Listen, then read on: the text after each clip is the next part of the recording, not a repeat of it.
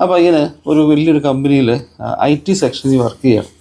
അപ്പം ഇവർക്ക് എല്ലാ മാസവും ഇവരുടെ IT റൂമുകളിൽ ഒരു ചെക്കിങ് നടത്തണം. അതായത് PPM ചെക്കിങ് എന്ന് പറയും.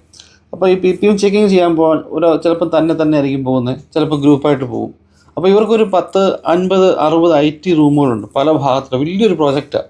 അപ്പോൾ ഈ ചില ഭാഗത്തൊക്കെ ചെല്ലുമ്പം അവിടെ ഒന്നും വേണ്ടത്ര മൊബൈൽ റേഞ്ചൊന്നുമില്ല. ഈ IT റൂം ഇരിക്കുന്ന സ്ഥലത്ത് മൊബൈൽ റേഞ്ചൊന്നുമില്ല.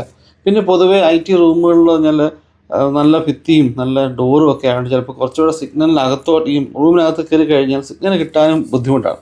അങ്ങനെ ഇവനെ ചെക്കിങ്ങിന് പോയപ്പോൾ ഇവനൊരു മുറിയിൽ കയറുകയും ഈ നോർമലി ഡോർ നമ്മൾ അടച്ച് ചെക്ക് ചെയ്ത് ഡോറ് തുറക്കാൻ നോക്കിയപ്പോൾ ഈ ഡോറ് തുറക്കുന്നില്ല. എന്തോ ഡോറ് ജാമായിപ്പോയി.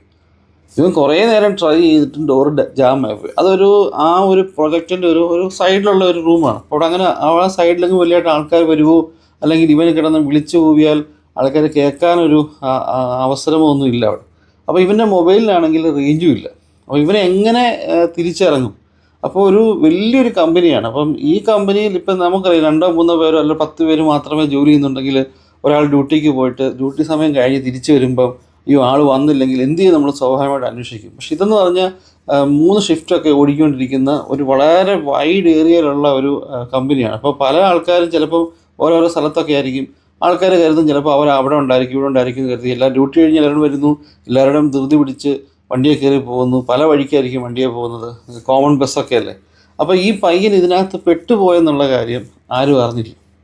അപ്പം ഒരുപാട് സമയമൊന്നും ആയില്ല, എങ്കിലും ഇവനൊരു 10-20 മിനിറ്റ് കഴിഞ്ഞപ്പോൾ ഇവൻ ചെയ്തൊരു പരിപാടി വെച്ച് കഴിഞ്ഞാൽ ഇവന് ആ റൂമിലേക്ക് വരുന്ന ഒരു ഫൈബറിൻ്റെ കേബിൾ, അപ്പോൾ അവൻ്റെ റാക്ക് തുറക്കാനുള്ള കീയും കാര്യങ്ങളൊക്കെ ഉണ്ട്. അതിൻ്റെ കേബിള് ഫൈബറിൻ്റെ പാസ് കേബിള് ആ മെയിൻ കണക്ഷൻ അവന് ഊരിവിട്ട് അത് വീണ്ടും കണക്ട് ചെയ്തു. ഒരു 5 മിനിറ്റ് കഴിഞ്ഞപ്പോൾ അവൻ വീണ്ടും കണക്ട് ചെയ്തു. പിന്നെ അവൻ ഊരിവിട്ടു. പിന്നെ ഒരു 5 മിനിറ്റ് കഴിഞ്ഞപ്പോൾ വീണ്ടും കണക്ട് ചെയ്തു. അപ്പോൾ ഇവന് എന്താണ് ഇതിനെ സംഭവിച്ചാൽ